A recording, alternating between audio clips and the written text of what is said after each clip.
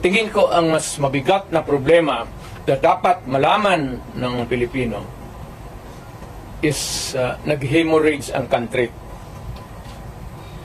Pati yung PhilHealth nga na hindi sa gobyerno, contribution natin yan kasi kung magpa-hospital ka, noon yung may pambayad ka, depende sa ano mo, category yung rates mo. Inalbers nila yung pera eh. Ang naiwan kasi 29 billion lang. Out of the 89, 29 na lang. Saan ang pera namin? Sabi daw, binalik sa mayor. Ano, ibalik mo, wala mang pera. Maghiram nga ng pera eh. Ang gobyerno na ito, walang project. Wala kang nakikita ng project. Maintenance na lang. Kasi ayuda, ano yan, akap, ayuda. Tupat. Yun, naubos doon. Naubos ni Romualdez sa... Kasi Romualdez, congressman lang, pero unright ang pamigay niya. Oh, may tag 5 mil kayo ngayon. Kita ko sa CCTV kagabi. Pera natin. Sus Maria Joseph, Ginoo, Romualdez, oy. Nangawa ka naman sana sa amin. Ang Maharlika Fund, ang target nila sa ito ang 250 billion. Kinuna nila ang GSIS ng 62.5 billion. Yan, pera rin ng mga taga-gobyerno yang empleyado. Kami, sa ano namin. Sa mga trabahante yan, mag-housing loan ka, ito, kinuha, binigay para ayuda.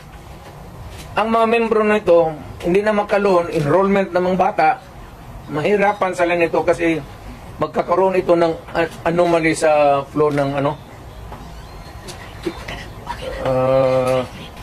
Ang SSS, kinuha rin 62 billion. Private rin yan. Para sa mga empleyado. LBP 62 billion. DBP 62 billion. Kaya yan sa sundalo, pati yung retirement nila patayan. Given all these predicaments, sir, you have the legal basis on the issues of one. Okay, mayroon na. Legal remedies in your mind to Meron na. Lahat ito, the example yung PhilHealth na binara sila, yun yan. Hindi man nila pera ito lahat. Ito ang problema ngayon. Gastusin nila ito, naiwan what is left from the original ano nila. Kagaya nitong PhilHealth, 89 billion. Ang naiwan ay 29 billion na lang.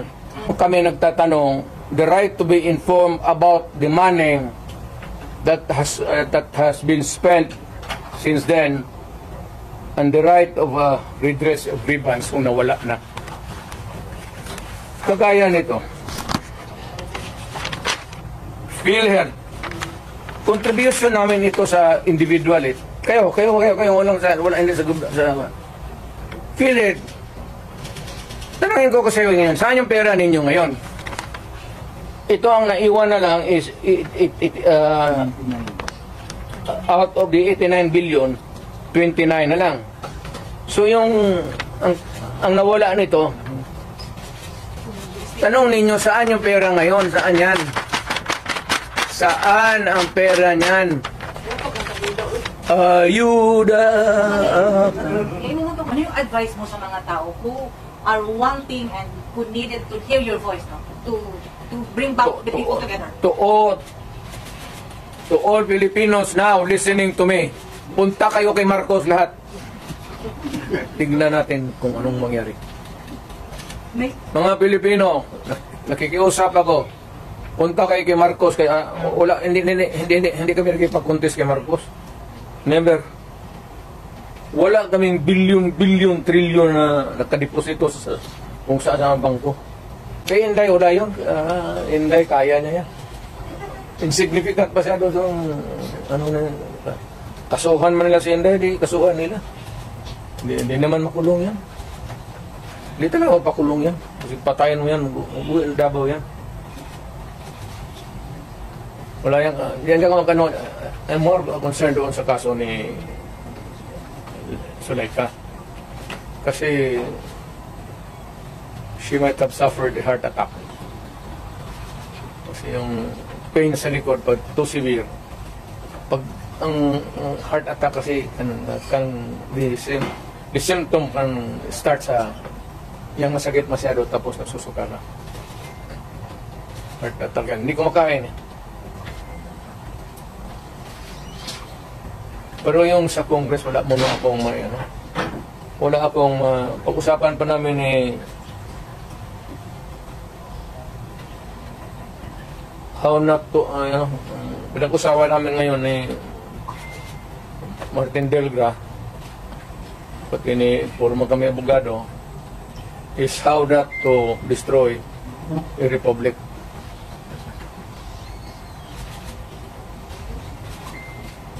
So, we can entertain question, pero hindi ako muna makialam doon. President, yung sinasabing threat daw ni Vice President... Binata man yun. Ako, utro rin itong PSG pati. Siyempre, pag ganong init ng... Sino ba naman hindi mag-init ng ulo? Alam mo si Inday. Pero si Inday, siguro, may sabi sa kanya. So, who is spicier? You or Inday? Ano? Sino mas isog sa inyo?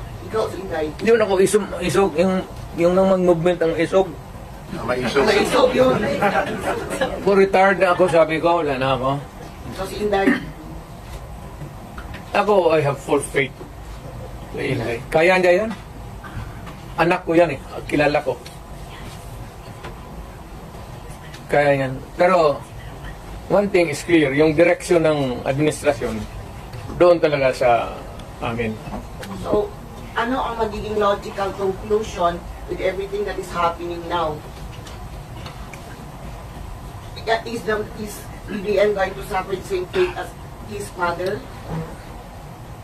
I do not, that remains to be seen. Mayor, is it not a good idea for Vice President Sara to just answer the questions that are being posed by... Nag-a-answer nga ng question sila yung quad man ang sira. Yung how did she see Yes, pina-explain nga niya muna yung niya. Kasi hindi pa tapos ang COA. Kaya niya sinulatan na huwag mag-entertain magkuha ng papel kasi yung documents are with COA. So that if COA would, 6 months yan COA would be asking additional documents. Hindi sila magkandarapa, maghanap kasi nandyan na lahat. Ina-imbestigahan na nga Eventually, mag-testify yan siya. Pero yung mga documents muna, hindi yan trabaho ng... Sir, may mga nag-comment po sa social media na people power na lang daw po. Wag. Alam mo, dumaan ako pagka-presidente. Not for anybody, not for anything else. Meron tayong problema. Malaking problema. Sabi ko, insignificant yung nangyari dyan kay Lopez pati kay Inday. Binata man yung threat, patay-patayan. Pati itong luko-lukong Malacanang, ang problema niyang isa pa dyan, yung National Security Advisor ko noon, si Anyo. Alam mo naman, hindi namin kaya yan.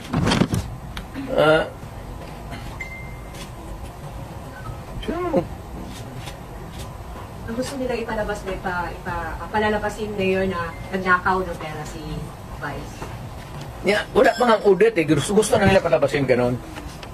Tama yung kay Inday. Because according to her, sabi ni pasensya ka na dyan kaya ikaw yung forerunner sa presidency. Gusto ata na ni Martin maging presidente. So, hindi naman masama. Ayaw ko magsalita because everybody has the right to dream. If Inday wants to be also, she can also dream. So wala tayong dyan. May estafa case, na yan. Ang problema ganito, if we're going to file a case sa court, but the justice system, the court is a government thing. No, di court siya ang pumapasok ang Supreme Court. Kana hinintuan na sila eh. Huwag mong pakialaman yan, kaya hindi yan ninyo. Ako, fiscal ako, ang alam mong, inalbers nila yung pera eh. Ang naiwan kasi 29 billion lang. Out of the 89, 29 na lang. But can we say, Saan ang pera namin? Sabi daw, binalik President Mayor. Ano, ibalik mo, wala ang pera. Maghiram nga ng pera eh. Ang gobyerno na ito, walang project. Wala kang nakita ng project. Maintenance na lang. Kasi ayuda, akap, ayuda. Tupat. Yun, naubos doon. Naubos ni Romualdez sa... Kasi Romualdez, congressman lang, pero unright ang pamigay niya. Oh, may tag 5,000 kayo ngayon. Kita ko sa CCTV kagabi. Pera natin. Sus Maria Joseph, Ginoo, Romualdez, oy. Nangawa ka naman sana sa amin. Yung 89. Ang Maharlika Fund, ang target nila sa ito ang 250 billion. Kinuna nila ang GSIS ng 62.5 billion. Yan, pera rin ng mga taga-gobyerno yang empleyado. Kami, sa ano namin. Sa mga trabahante yan, housing loan ka, ito, kinuha, binigay para ayuda. Ang mga membro nito, hindi na makaloon, enrollment ng mga bata, mahirapan sila nito kasi magkakaroon ito ng anomaly sa flow ng ang SSS, kinuha rin 62 billion. Private rin yan. Para sa mga empleyado. LBP 62 billion. DBP 62 billion. Kaya yan sa sundalo, pati yung retirement nila patayan. Given all these predicaments, sir, you have the legal basis on the issues of one. Kaya mayroon na legal remedies in your mind to meron na. Lahat ito, the example yung PhilHealth na binara sila, yun yan. Hindi man nila pera ito lahat. Ito ang problema ngayon. Gastusin nila ito, naiwan what is left from the original na ano nila. Kagaya nitong PhilHealth, 89 billion. Ang naiwan ay 29 billion na lang. So, kung walang pera, anong gawin nila? Maghiram. But they juggle. Foreign ba doon? Wala na silang majagol dyan. Ano ba jagol-jagol? Tignan mo. Bakit ang majagol? They transfer it, di ba? From private to Hindi na ito, hindi na kailangan i-jagol. Andiyan na sa kanilang kamay. Ano pa jagulin nila yan? They would spend it, ayuda. Hindi na may jagol mo yung ayuda. Will you initiate the filing of charges? Will you initiate the filing of charges? Or will you make a move to stop the government from taking Meron, loans? it is, tignan natin ang resulta sa Supreme Court, yung sa PhilHealth ngayon. So, para magkaroon tayo ng predicate of how to go about. They fear that you will call for a mass movement in Davao City given the situation Wala, from the PhilHealth to the Quadcom and Tignan ko lang. extrajudicial killings. Kung Mass mobilization of people power for that. ang alam ko ang sinong pupunta lang doon, ikaw pati ako, bakit ka Dumara ka, sir, no? alam ko man walang pupunta doon. Why? Mag-mass movement ako, tayong dalawa lang. Sir, ano sila, sir, na nawala na daw itong the magic of the 30 crowd? Dama, wala na. Matagal na yung walang magic, sinabi ko retired na ako. But when you Hindi say ko na, I do not need to be on the front or at the back or on the side. Retired na ako. Ang rating ko, maski ilagay mo ako dyan sa 1 to 10, mamili ka, 2, 3, 4, 5, 9. Wala na ako. Ano bang Duterte magic mo? Ano no?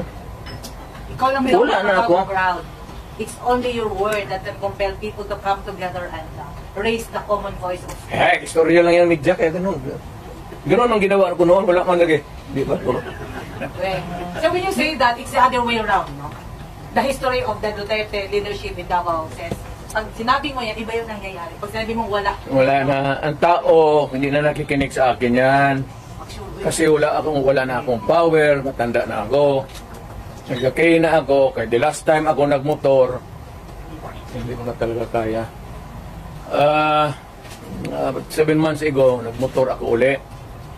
Kalakad pa man ako ng husto. Nung natumba ako, may kunting crack na dito, ayaw ko na rin mag-opera, kaya balitan man ang nikap. Sabi ko, pagkatapos sabi ko, ano, no? Mag-cane pa rin ako. Oo, mag-cane ka. O di, ayaw na lang ko operahin, mag-cane na lang ko. Sugar cane na lang taan eh. Natumba ako mga 7 months ago. Kaya ako, okay pa man sana ako. Tatawa, hindi pa ako ano. Hindi ako binang inutil. Sir, given the situation na may perceived na problema no, between the Duterte and the Marcos scam, ano yung advice mo sa mga tao who are wanting and who needed to hear your voice no, to bring back the people together? To all Filipinos now listening to me, punta kayo kay Marcos lahat. Tignan natin kung anong mangyari. Mga Pilipino, nakikiusap ako. Punta kayo kay Marcos, kaya hindi kami nakipag-contest kay Marcos. Never. Wala kaming bilyon, trilyon na nakadeposito sa kung saan ang bangko.